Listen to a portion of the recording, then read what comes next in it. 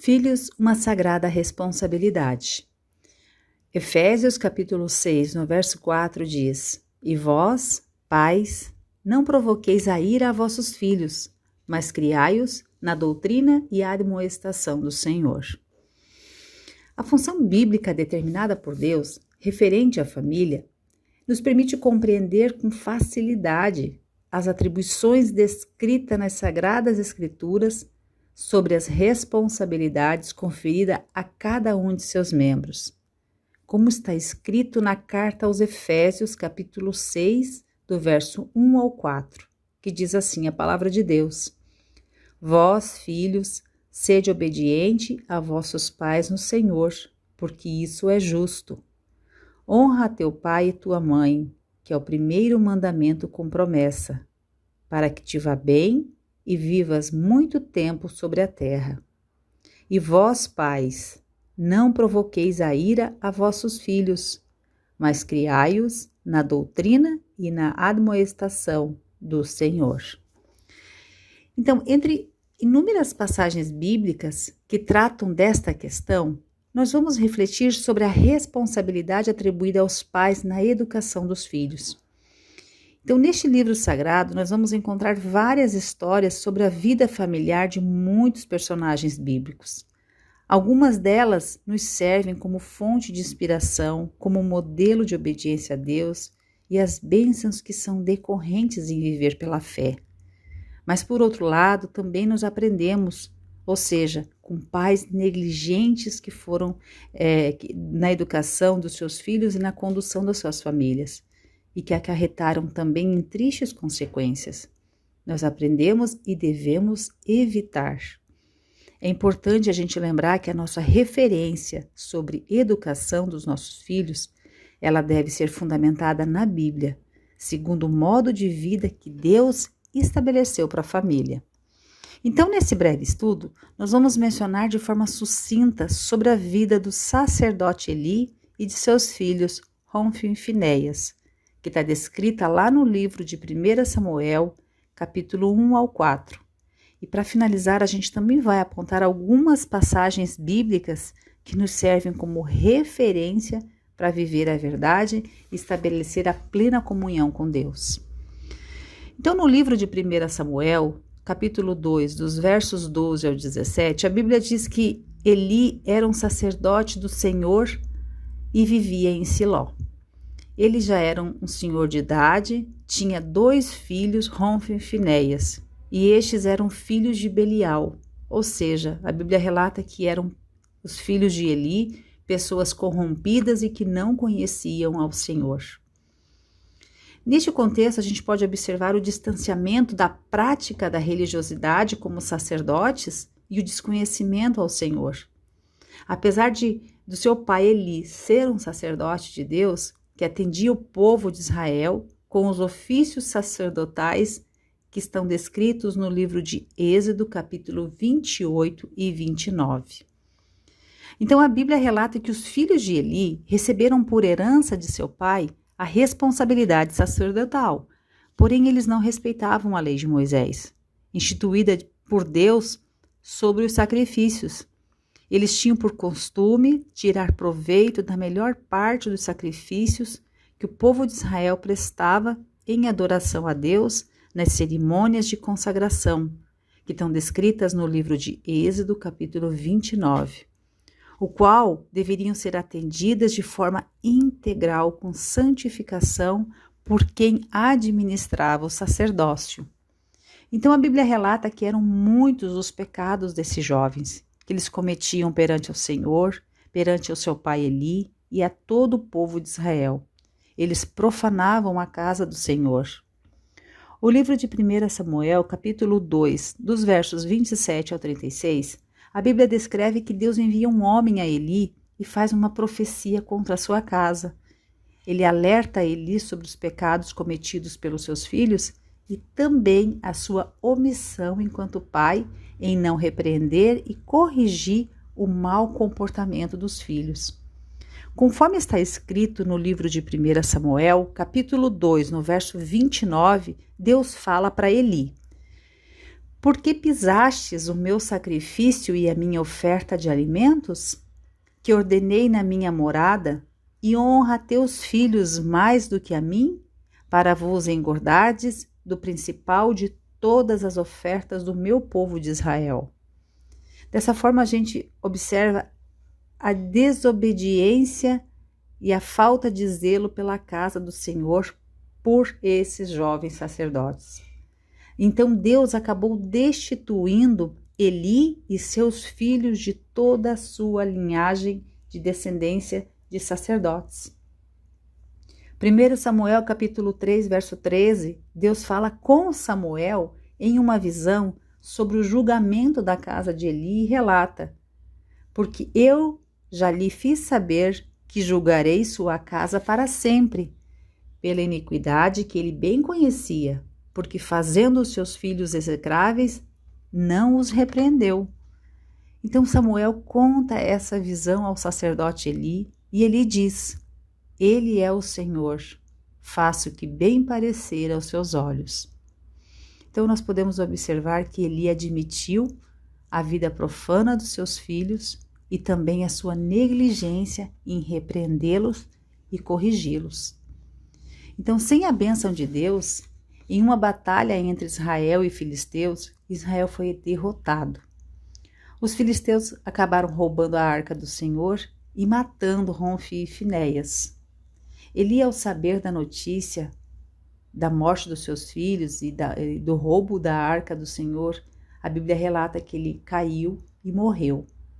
Posteriormente, também a Bíblia relata que a mulher de Finéias, ao saber da morte do cunhado, do marido, do sogro, estava grávida e acabou morrendo após o seu parto, e deu à luz a um filho que se chamou Icabote, que quer dizer, de Israel se foi a glória.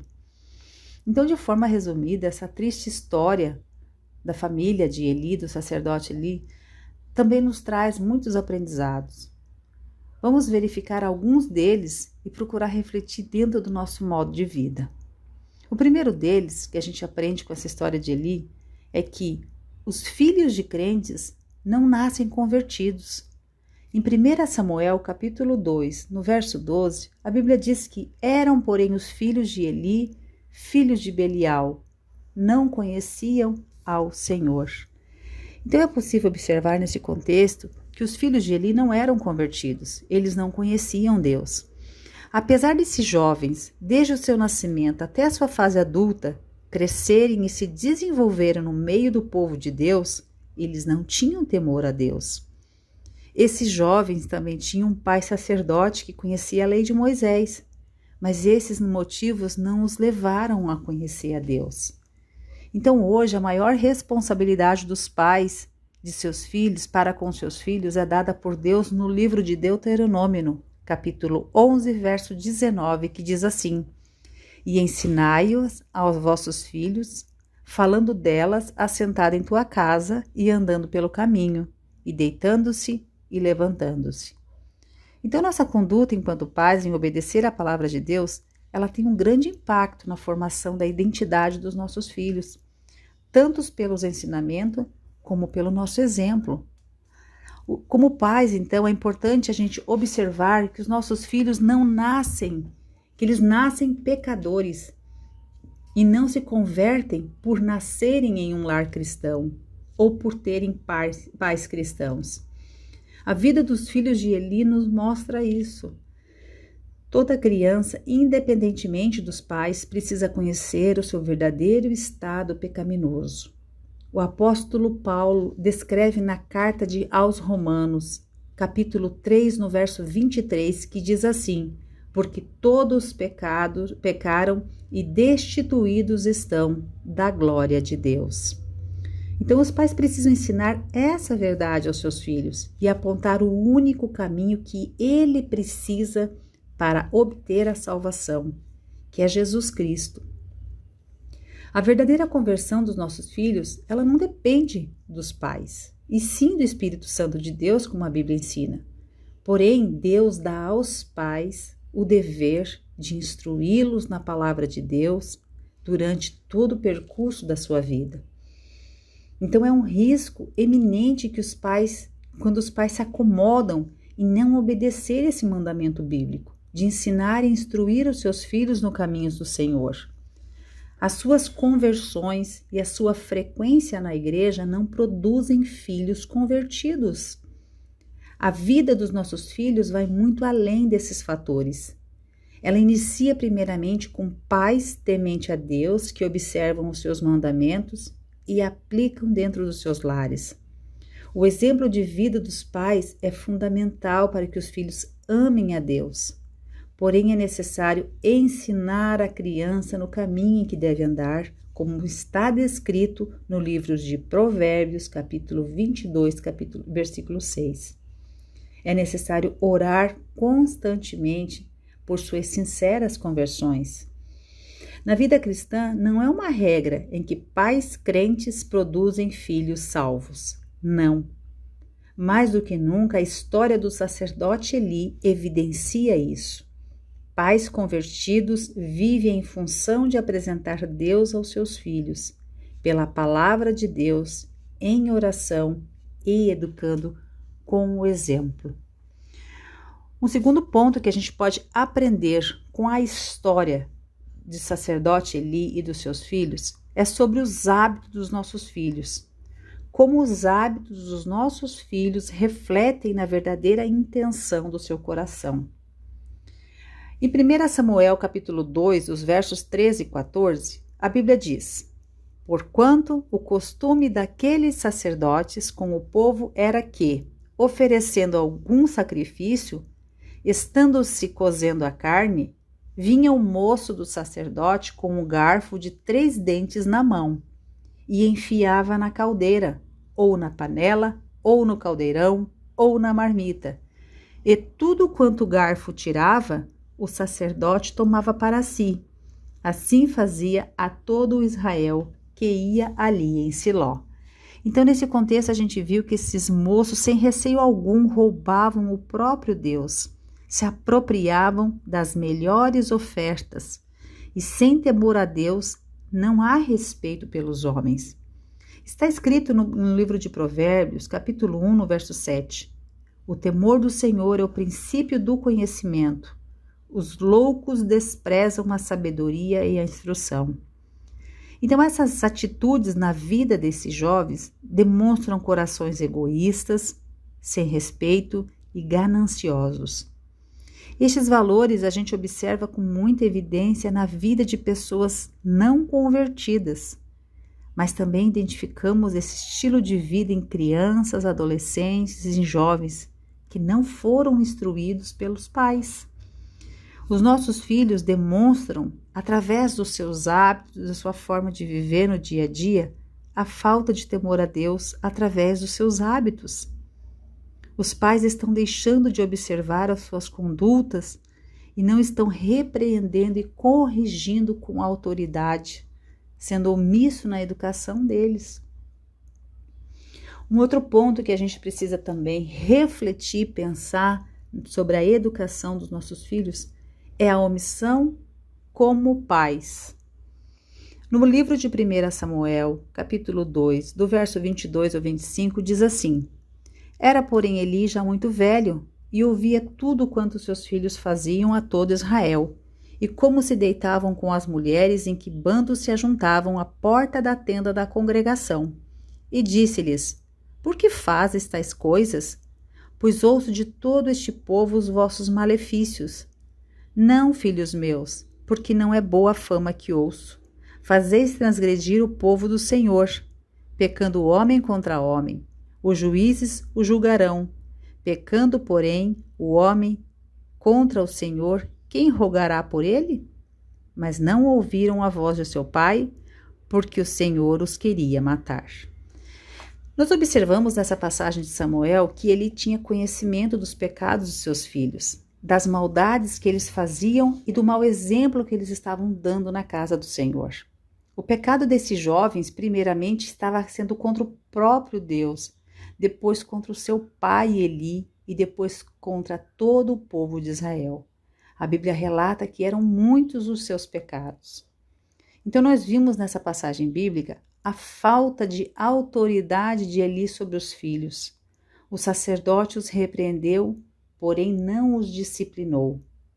Provérbios capítulo 23, do verso 13 ao 14 diz: Não retires a disciplina da criança, pois se fustigares com a vara, nem por isso morrerá.